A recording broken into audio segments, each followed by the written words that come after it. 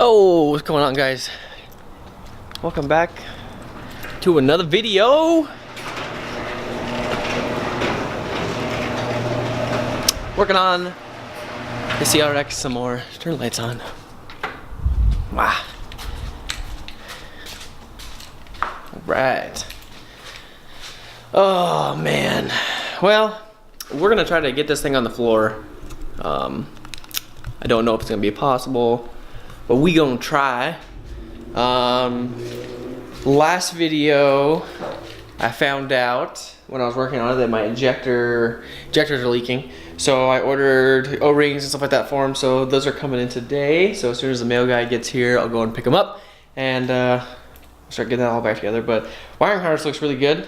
Other than that, I got throttle cable hooked up, trans cable hooked up, and everything else. I got the top hats installed on the rear.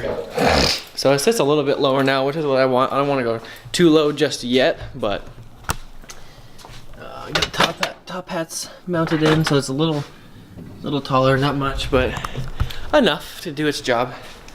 So yeah, I'm gonna just put the old CV axles in with the for now until I can get those nuts off, and then once I can get those nuts off,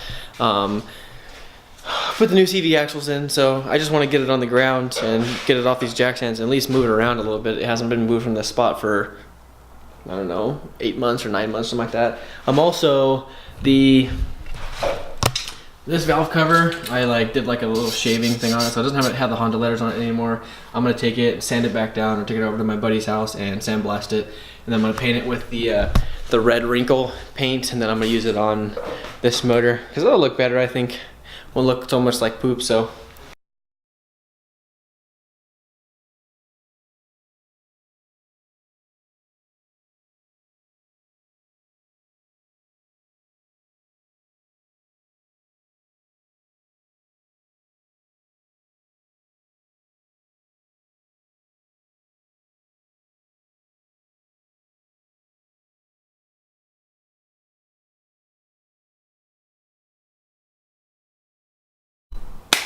Awesome. So I just got the shift linkage all back together, so that's all on. So that's one thing down. Next, well, I guess I'm gonna put, actually, let's walk to the mailbox.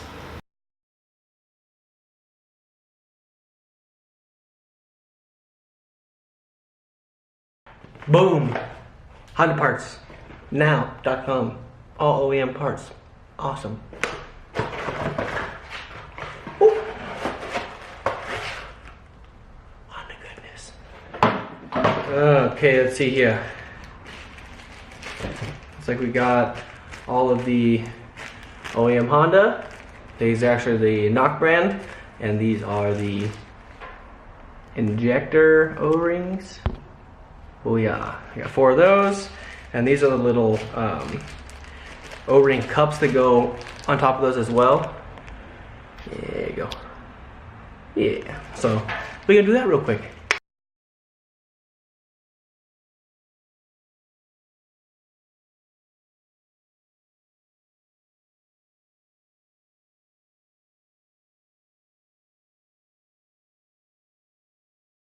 Alright guys, well, that wraps up that part of it. Injector O-rings and the little other kind of O-ring that's on there. I can't remember exactly what it's called, but it goes in between the injector and the fuel rail. It doesn't go into the fuel rail, and it just creates a cushion and an extra seal. But that's on as well. I got all those put on. The old gaskets had been in that fuel rail for so long that they had just flattened out and they weren't sealing as good anymore. So the new O-rings in there should take care of the problem for us. But shoot, what do we do now? Well, I would say we should probably try and get the spindles, axles, and everything, and get it back down on the ground. Now I'm not gonna drive it on the old axles. I tried everything I could to try and get the old axles out. Shut up. But I wasn't able to just because of how tight the nuts are. So what I'm thinking is I'm gonna have to put the axles and the spindles back on, upper control arms, bolt it all together, get it all set and done. So it's getting ready to go back down on the ground. Get the wheels on, drop it back down on the ground, block the back wheel so it doesn't roll, along with ripping the e-brake and putting it in gear, and then taking my breaker bar with my 32mm socket and trying to break those nuts loose. And then once, if I can do that, then jack the front end back up, disassemble the whole thing again, and then pull the old axles out, put the new axles in, and go from there, I guess. But I was trying to avoid doing that, but sometimes you just don't get to. So I think I'm gonna get started on that now.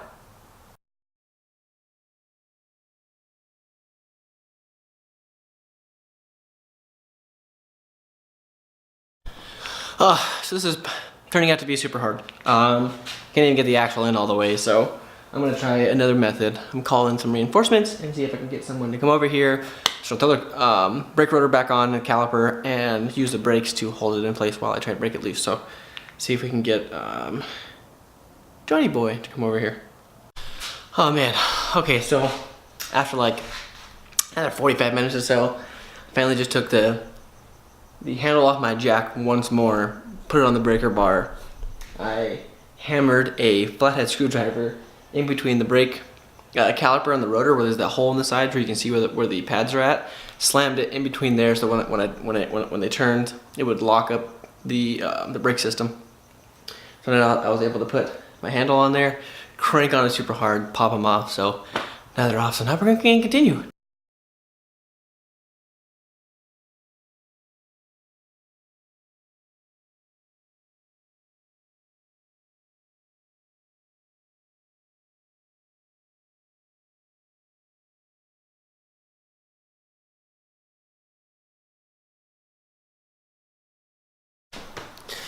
Well, this side's done, back together. It's all back together and good now. I just gotta get the wheels out, but the wheels are directly underneath the camera, so the camera's sitting on. So I gotta just put the wheel back on this side, and then I can put this side down, but I'm gonna go ahead and tackle the other side first, so let's do that.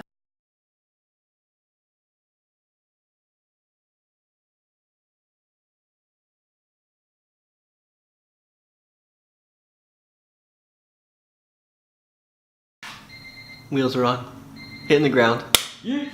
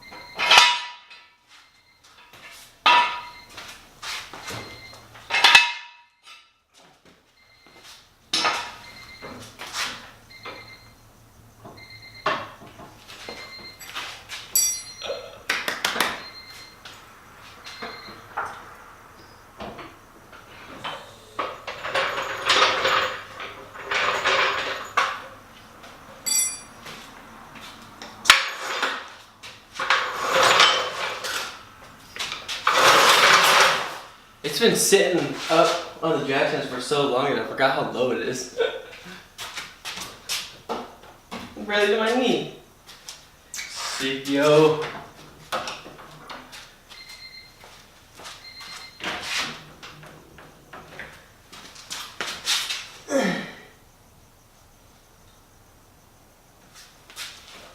Needs more low.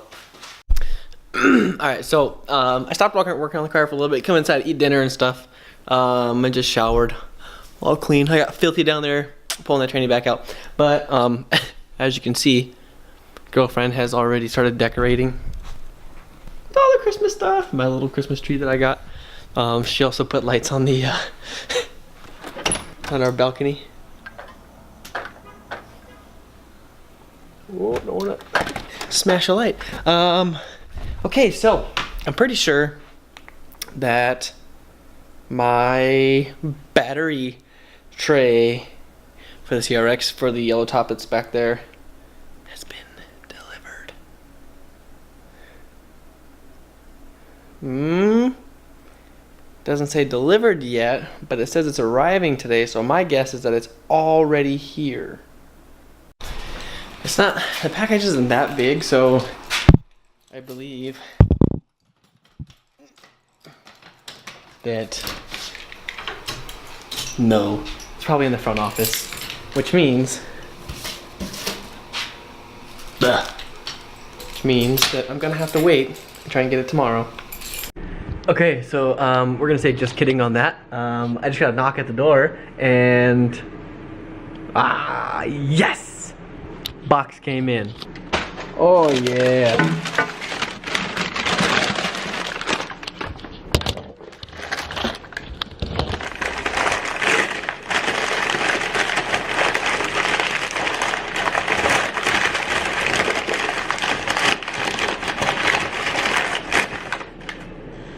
Nice, laser cut. And this is, I ordered this off of Amazon, but it is from Brandy Yellow's design. Not sponsored in any way whatsoever. I paid for it, but this thing is awesome and it's universal fit, so you can just bolt it to pretty much any spot in your vehicle, wherever you want it, and then have a battery hold down. So there's the top piece of it with a nice R in it. It's pretty dope. Little bag of bolts. And then the actual tray, all laser cut, press braked, super dope. It is raw metal, but you see how thick that is. So this is a nice and sturdy thing. All the bolt holes in it to mount it in any one of these spots where you want. So this is gonna be perfect. And then once you put the top on it, doop, doop, boom, battery hold down. Super pumped about that. We're gonna wait to put this on to the morning though. All right. It's Sunday morning. Battery tray. Oh, it's windy. Well, we're gonna see what we can get done today. I don't know how much we're gonna get done, but get as much as we can done. I'm gonna try to get that clutch wiring figured out so we can start it by key and not by button. And then we're gonna try to get this this whole battery situation taken care of. So this just gives us a general idea of how this is gonna look and gonna sit. At first I had the battery pushed all the way up against this contour of the body here because it looks good that way and it fit good that way, but with this battery tray, it's not gonna work out all that great. So I think right where it sits here is gonna be the go-to spot. I've seen a lot of guys mount them down here in the spare tire well, but I don't want to do that. I want this area to be free, so this is gonna be right where it goes, I think. And this thing fits real tight. Like this is like to spec built for this battery, for the Optima Group 3470. This is what is this one? This is a 3478. So this will fit in either one. Usually when you buy them, it comes with a bunch of different mounts and stuff like that, so you can mount it in either a Group 34 tray or a Group 78 tray. So, but yeah, it looks like with how close the battery sits and everything to everything, I think the only holes I may be able to get a okay size bolt in is the very center outers on both sides, because it's a tight fit. So I think that may be our. Well, I don't know what the heck happened there, but my camera just decided to stop recording, so we're back.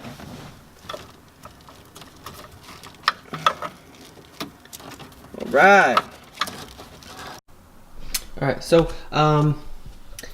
battery trays all mounted, everything is all ready to rock and roll. This thing is so solid, it ain't going nowhere. Looks so good. I'm so happy with that. It came out so nice. And all the wiring grounded, tucked, all nice, runs all along there. And I kind of dug into the wiring in the dash, and that had to do with the clutch sensor and why it wouldn't turn over with the key.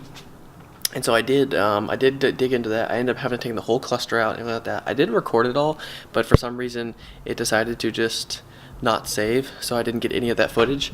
But I mean, other than that, I pulled it out. I found the wires for the for that clutch sensor. I jumpered the plug, found out that that sensor was broken or bad, and that was part of the reason why it's not turning over. So now when you put the key in, you turn the key and it gets, you hear the relay click, which is awesome. That means it's getting power. So now I'm thinking that there may be an issue with the starter or the starter solenoid that may not be letting it turn over. So I'm just gonna buy a starter next week. Yeah, probably Friday. Buy a starter on Friday and install it at that point. But this thing's coming back together. I'm so excited to be driving it. Also gotta put in some tranny fluid. Other than that, put the tranny fluid in, back it out, add more low because wheel gap is not good. Trying to tuck some tire, my dude. Tuck some tire, my dude. I can't really go much lower on the front. Hondas have they don't like lows too much, so I can get it low, but the upper control arms, they end up running into the shock towers. So I gotta just you see a lot of guys chop the spindles, shorten the spindles, stuff like that, but it is cast, so welding cast requires a preheat and a weld, which I don't have a welder, so I might have to try to find someone to help me do that, or chop a hole in the top of the shock tower, which I don't want to do that. I'd rather just shorten the spindle. I don't want to cut into the body and stuff like that. But yeah, I mean, other than that, I mean, everything's looking good. Everything's back together. It's back on the ground. Got most of the interior starting to put back together. Glove box is in. All that's back together. I ripped all of the radio stuff out because whoever did it last did a real not good job. So I ripped all that out. All this is back together, looking good. I have a Pioneer 80 PRS in the box down there. Double dents from my girlfriend's car, but I have an 80 PRS down there. I'm gonna make an extended harness so I can hold on to it because Honda dashes don't do so well with flex. And since I'm gonna be putting a big system in it, my old CRX, I used to have to hold the deck because it would vibrate so much from the system that it would turn it off. So I'm just gonna put an extended harness on it so I can hold the radio and do it that way. But yeah, that's gonna be it for today, guys. You know what to do. Hit that subscribe button, hit that like button. Let me know if you guys want to see more